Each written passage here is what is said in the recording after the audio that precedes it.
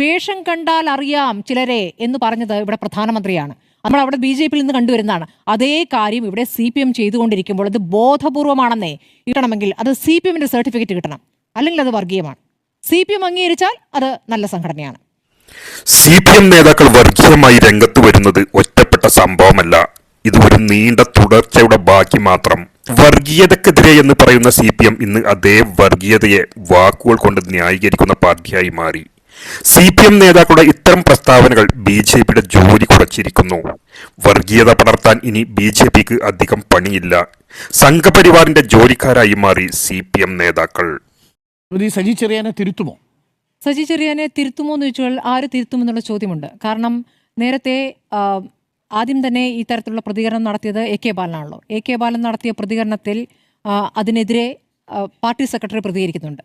പക്ഷേ മുഖ്യമന്ത്രി പിണറായി വിജയൻ AK ബാലനെ ചേർത്ത് പിടിക്കുന്ന പ്രതികരണമാണ് നടത്തിയത്. അപ്പോൾ സജി ചെറിയാൻ്റെ കാര്യത്തിലും ഇപ്പോൾ ഇന്ന് അദ്ദേഹം പ്രതികരിക്കാതെ പോവുകയാണ് ചെയ്തത്. ഇനി അഥവാ അദ്ദേഹം അതിനെ തള്ളിക്കൊണ്ട് ശക്തമായി പ്രതികരിച്ചു കഴിഞ്ഞാൽ അടുത്ത ദിവസം സജി ചെറിയാനെ പിണറായി വിജയൻ ചേർത്ത് പിടിച്ചാലോ? അപ്പോൾ ആര് തിരുത്തുമെന്നുള്ള ചോദ്യമുണ്ട്. തിരുത്താൻ സാധ്യതയില്ല. കാരണം ഇത് നേരത്തെ പറഞ്ഞതുപോലെ ഒരു തുടർച്ചയുണ്ട് ഇതിന് എന്നുള്ളതാണ്. കടകംപള്ളി സുരേന്ദ്രൻ പറഞ്ഞിട്ടുണ്ടല്ലോ, മലപ്പുറത്തിൻ്റെ ഉള്ളടക്കം വർഗീയമാണെന്ന് പറഞ്ഞിട്ടില്ലേ?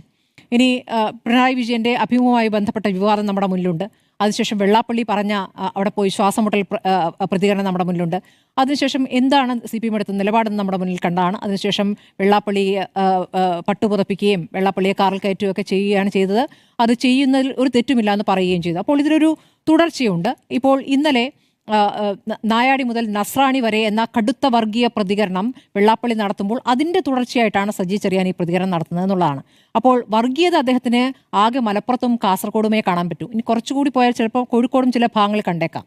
അതല്ലാതെ വർഗീയത അദ്ദേഹത്തിന് പാലായിൽ കാണാൻ പറ്റില്ല, കണ്ണൂരിൽ കാണാൻ പറ്റില്ല, ചെങ്ങന്നൂരിൽ കാണാൻ പറ്റില്ല. ചെങ്ങന്നൂരിൽ അങ്ങിപ്പോൾ പറഞ്ഞതുപോലെ അവിടുത്തെ പ്രതിനിധികളെ കണ്ടല്ലോ, ജില്ലാ പഞ്ചായത്തിൻ്റെ കാര്യം. കോട്ടയത്ത് പോയാലും അങ്ങനെ തന്നെയാണ്. കോട്ടയത്തെ ജില്ലാ പഞ്ചായത്തിലെ പേരുകൾ എടുത്താലും രാജേഷും വിജയമ്മ ബാബുവും ആൻമരിയയും ജോസ്മോൻ മുണ്ടക്കലും ഷിബി മത്തായിയും പെണ്ണമ്മ ജോസഫും ശ്രീകല ആർ എളുക്കുന്നേലും ബിന്ദു സെബാസ്റ്റ്യനും അഡ്വക്കേറ്റ് PG രാജും ആശാ ജോയിയും തോമസ് കുന്നപ്പള്ളിയും അഭിലാഷ് ചന്ദ്രനും ഗ്രേസി കരിമ്പന്നൂറും അജിത് മുതിരമലയും ബിനു ജോബ് കുഴിമണിലും ഒക്കെയാണ്. അപ്പോൾ ഈ പേരുകളൊക്കെ ഒരു പ്രത്യേകമായ വർഗീയമാണ് എന്ന് വേറെ ആരെങ്കിലും ഉന്നയിച്ചാൽ, മുസ്ലിം ലീഗ് ഉന്നയിച്ചാൽ എന്തായിരിക്കും സ്ഥിതി? ലീഗിന് പറയാൻ പാടുമോ? മുസ്ലിം നാമധാരിക്ക് അങ്ങനെ പറയാൻ പറ്റുമോ? വർഗീയമായി നിങ്ങൾ ചിന്തിക്കുന്നു എന്ന് അപ്പുറത്ത് പറയാൻ പറ്റുമോ? അങ്ങനെ പറയാൻ പറ്റുന്ന സാഹചര്യമല്ല ഈ രാജ്യത്തുള്ളത് എന്നുള്ളതാണ്. അപ്പോൾ വേഷം കണ്ടാൽ അറിയാം ചിലരെ എന്ന് പറഞ്ഞത് ഇവിടെ പ്രധാനമന്ത്രിയാണ്. അന്ന് പൗരത്വ പ്രക്ഷോഭ സമയത്താണ് പ്രക്ഷോഭകാരികളെ വേഷം കണ്ടാൽ തിരിച്ചറിയാം, അവരെ തീവ്രവാദികളെ തിരിച്ചറിയാം എന്ന് പ്രധാനമന്ത്രി പറഞ്ഞത്. അന്ന് CPM എടുത്ത നിലപാട്, ശക്തമായി അതിനെതിരെ എടുത്ത നിലപാട് നമ്മുടെ മുന്നിലുണ്ട്. അതേ CPM ആണ് ഇപ്പോൾ ഈ പറയുന്ന CPMലെ സെക്രട്ടേറിയറ്റ് അംഗമാണ് അല്ലേ, സംസ്ഥാന സെക്രട്ടേറിയറ്റ് അംഗമാണ്. CPM സംസ്ഥാന സെക്രട്ടേറിയറ്റ് അംഗവും സാംസ്കാരിക മന്ത്രിയുമായ ഈ സജി ചെറിയാൻ ഈ പ്രതികരണം നടത്തുമ്പോൾ ഇന്നലെ പറയുമ്പോൾ അത് ഒരുപക്ഷെ അബദ്ധമായി പോയോ, ഇന്ന് തിരുത്തുമായിരിക്കുമോ എന്ന് നമ്മൾ പ്രതീക്ഷിച്ചു. പക്ഷേ ഇന്ന് അദ്ദേഹം ഒന്നുകൂടി വിശദീകരിക്കുകയാണ്. അദ്ദേഹം പറയുന്നത് അദ്ദേഹം ഈ മലപ്പുറവും കാസർഗോഡും കഴിഞ്ഞ് അദ്ദേഹം നേരെ പോകുന്ന മധ്യപ്രദേശിലേക്കും UPയിലേക്കുമാണ്. അതിനിടയ്ക്ക് കേരളത്തിൽ വേറെ ജില്ലകളില്ല, വേറെ ഒരു ജില്ലകളിലും അദ്ദേഹത്തിന് കാണാൻ പറ്റുകയില്ല. മുസ്ലിം ലീഗ് എങ്ങനെയാണ് ഹിന്ദു പ്രാതിനിധ്യം കുറച്ചെങ്കിലും കൊടുക്കാൻ ശ്രമിക്കുന്നത്? കൊടുക്കുന്നത് ഒരു ജസ്റ്ററായിട്ടാണ് അവർ ചെയ്യുന്നത്. അത് അവർ കൃത്യമായി ചെയ്യുന്നുണ്ട്. ഇപ്പോൾ ഈ കോഴിക്കോടെ കാഴ്ച നോക്കാം. കോഴിക്കോട് കോർപ്പറേഷനിൽ UDFന് ലഭിച്ചത് ഏക സ്റ്റാൻഡിംഗ് കമ്മിറ്റി ചെയർപേഴ്സൺ സ്ഥാനമാണ്. അത് ആരെന്നറിയോ? ലീഗിലെ കവിത അരുണാണ്, മുസ്ലിം പ്രതിനിധിയല്ല. ഇതിൽ നിങ്ങളൊരു കാര്യം പ്രത്യേകം ശ്രദ്ധിക്കേണ്ടത്, മുസ്ലിം ലീഗ് ഇത്തവണ ലീഗിൽ തന്നെ സ്ത്രീകൾക്ക് കൂടുതൽ പ്രാതിനിധ്യം കൊടുത്തിട്ടുണ്ട്, കൂടുതൽ വനിതകളെ മത്സരിപ്പിച്ചിട്ടുണ്ട്. അപ്പോൾ വനിതാ പ്രാതിനിധ്യം അവർ വിജയിച്ചു വരികയും ചെയ്തിട്ടുണ്ട്. അവരെ ഒന്നും പരിഗണിക്കാതെയാണ് ഈ ദളിത് ലീഗ് നേതാവ് സ്മിജിയെ ജനറൽ സീറ്റിൽ ഈ പറയുന്ന പഞ്ചായത്ത് വൈസ് പ്രസിഡന്റ് ആക്കിയത്. അപ്പോൾ ഇത്തരം നടപടി CPMന് കാണിച്ചു തരാൻ പറ്റുമോ അങ്ങനെ ഒരു പ്രതികരണം നടത്തിയത്? അപ്പോൾ എല്ലാ മുസ്ലിങ്ങളും തീവ്രവാദികളാണെന്ന് പറയുന്നില്ല എങ്കിലും തീവ്രവാദികളെല്ലാം മുസ്ലിമാണ്. ഇതാണ് ഒരു പൊതുബോധം സൃഷ്ടിക്കുന്നത്. അത് നമ്മൾ അവിടെ BJP നിന്ന് കണ്ടുവരുന്നതാണ്. അതേ കാര്യം ഇവിടെ CPM ചെയ്തുകൊണ്ടിരിക്കുമ്പോൾ അത് ബോധപൂർവമാണെന്നേ. ഇവിടെ ഈ ന്യൂനപക്ഷ വോട്ട് കിട്ടാൻ പോകുന്നില്ല എന്ന് തിരിച്ചറിയുമ്പോൾ ഭൂരിപക്ഷ വോട്ട് ഇങ്ങനെ സമ്പാദിക്കാം എന്നാണ് വിചാരിക്കുന്നത്. ഈ തെരഞ്ഞെടുപ്പ് കഴിഞ്ഞു പോകും. ഈ തെരഞ്ഞെടുപ്പിൽ ആര് ജയിക്കും എന്നുള്ള ജനം നിശ്ചയിക്കും. ഇത്തരം വർഗീയമായ ഒരു തരത്തിലുള്ള നിലപാടുകൾ തുടർച്ചയായി പറയുമ്പോൾ ജനത്തിന് കൃത്യമായി ഇത് മനസ്സിലാക്കുമെന്നുള്ളതാണ്. ഇനി ലീഗിനെയൊക്കെ മാറ്റിവെക്കുമെന്നേ. ഈ പ്രതികരണങ്ങളെ സാധാരണ മുസ്ലിം പൗരൻ അല്ലെങ്കിൽ കേരളത്തിലെ ഒരു മുസ്ലിം നാമധാരി എങ്ങനെയാണ് അതിനെ കേൾക്കേണ്ടത്? ഇത് കേൾക്കുമ്പോൾ അവർക്ക് എന്താണ് തോന്നുക എന്നൊരു പ്രാഥമികമായി മനസ്സിലാക്കൽ വേണ്ടേ? ആ മനസ്സിലാക്കൽ സജി ചെറിയാനുണ്ടോ? എനിക്ക് തോന്നുന്നില്ല. സജി ചെറിയാൻ്റെ അദ്ദേഹത്തിൻ്റെ മാത്രം നിലപാടായി ഞാനിത് കാണുന്നില്ല. അത് നേരത്തെ പറഞ്ഞതുപോലെ അതിൻ്റെ തുടർച്ചയുണ്ട്. ആ തുടർച്ചയിലാണ് വെള്ളാപ്പള്ളി വീണ്ടും പ്രത്യക്ഷപ്പെട്ടുകൊണ്ട് ചില കാര്യങ്ങൾ പറയുന്നത്. അത് മുസ്ലിം ലീഗിനെ മാത്രമല്ല, മുസ്ലിം ലീഗിനെ എല്ലാ ഘട്ടത്തിലും ഇന്ന് പോലും മുഖ്യമന്ത്രി നടത്തിയ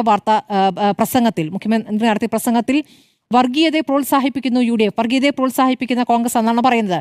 എന്നിട്ട് ബാബറി മസ്ജിദിലേക്കൊക്കെ പോവുകയാണ്. ഇപ്പോൾ ഈ കേരളത്തിൽ ഇവിടെ ആരാണ് ഇവിടെ വർഗീയത പറഞ്ഞുകൊണ്ട് ഇവിടെ വർഗീയമായി ധ്രുവീകരണം നടത്തിക്കൊണ്ടിരിക്കുന്നത് ആരാണ് എന്ന് ചോദിച്ചാൽ ഒരുപക്ഷെ BJPയേക്കാൾ ശക്തമായി ആ പ്രതികരണം CPM നടത്തിക്കൊണ്ടിരിക്കുകയാണ്. ഇപ്പോൾ രാജീവ് ചന്ദ്രശേഖരന് വലിയ പണിയില്ലെന്നേ. രാജീവ് ചന്ദ്രശേഖരൻ എല്ലാം AK ബാലനെ ശരിവെക്കാൻ നടക്കുന്നു. CPM പറഞ്ഞതുപോലെ എന്ന് പറയുന്നു. ജമാഅത്തെ ഇസ്ലാമി നമ്മൾക്ക് ഒരുമിച്ച് എതിർക്കാമെന്ന് പറയുന്നു. അപ്പോൾ CPMന് ഇവിടെ ഒരു മുസ്ലിം സംഘടനയ്ക്ക് ഒരു ആക്സെപ്റ്റബിലിറ്റി കിട്ടണമെങ്കിൽ അത് CPMന്റെ സർട്ടിഫിക്കറ്റ് കിട്ടണം, അല്ലെങ്കിൽ അത് വർഗീയമാണ്. CPM അംഗീകരിച്ചാൽ അത് നല്ല സംഘടനയാണ്, മതേതരമാണ്. CPM അംഗീകരിച്ചില്ലെങ്കിൽ അത് വർഗീയ സംഘടനയാണ് എന്നുള്ളതാണ് അവരിവിടെ ശഠിച്ചുകൊണ്ടിരിക്കുന്നത്. ഈ മുസ്ലിം ലീഗിനെ എന്താണ് നേരത്തെ കൊടുത്ത ബൈറ്റില്ല 2020 ഡിസംബർ 10 കുറച്ചുകൂടി വ്യക്തമായി MV ഗോവിന്ദൻ പറയുന്നുണ്ട്. അതായത് മുസ്ലിം ലീഗ് എന്ന് വെച്ചാൽ ജനാധിപത്യപരമായി പ്രവർത്തിക്കുന്ന മുസ്ലിം ന്യൂനപക്ഷത്തെ പ്രതിനിധീകരിക്കുന്ന പാർട്ടിയാണ്. ചില ഘട്ടങ്ങളിൽ അവരെടുക്കുന്ന മതേതരമായ നിലപാട് ശ്ലാഘനീയമാണ് എന്ന് പറയുന്നുണ്ട്. അതിൽ ഉദാഹരണം ലീഗിനെ ചേർത്ത് വെച്ച ആ സമയത്തൊക്കെ ലീഗിനെ ഒന്നിങ്ങോട്ട് വലിക്കാനുള്ള ശ്രമം നടത്തിയിരുന്നു, പക്ഷെ നടന്നില്ല. പിന്നെ ഇപ്പോൾ ലീഗ് തീവ്രവാദ പാർട്ടിയായി, തീവ്രവാദത്തെ പ്രോത്സാഹിപ്പിക്കുന്ന പാർട്ടി, വർഗീയതയെ പ്രോത്സാഹിപ്പിക്കുന്ന പാർട്ടി. ഇതൊക്കെ ജനം കാണുന്നുണ്ടല്ലോ. ഇതൊക്കെ ഈ 1 വർഷം 2 വർഷത്തെ ഇടവേളകളിൽ ഇനി ഈ പറയുന്ന കാസർഗോഡ് നഗരസഭയും മലപ്പുറം ഗ്രാമപഞ്ചായത്തും ഒക്കെ ഇപ്പം ഉണ്ടായതാണോ? അവിടുത്തെ പ്രാതിനിധ്യം ഇപ്പോഴാണോ ഇങ്ങനെയായത്? എത്ര വർഷങ്ങളായി? അവിടുത്തെ ഭൂരിപക്ഷം എത്രയാണോ അതിനനുസരിച്ചാണ് ഭൂരിപക്ഷം ആരാണോ ഉള്ളത് അവരനുസരിച്ചാണ് അതിൻ്റെ ജനപ്രതിനിധികളുണ്ടാകുക. അപ്പോൾ അത് ഒരു പുതിയ കാര്യമായി അവതരിപ്പിച്ചുകൊണ്ട് ഇവിടെ ആകെ എന്തോ കുഴപ്പമാണ് എന്ന് ഇങ്ങനെ പറഞ്ഞുകൊണ്ട് എന്നിട്ട് പറയുകയാണ് ഭൂരിപക്ഷ വർഗീയതയ്ക്കെതിരെ ന്യൂനപക്ഷ വർഗീയത കൊണ്ടല്ല അറ്റാക്ക് ചെയ്യേണ്ടതെന്ന്. ഇവിടെ ന്യൂനപക്ഷ വർഗീയത എവിടെയാന്നേ? ഇവിടെ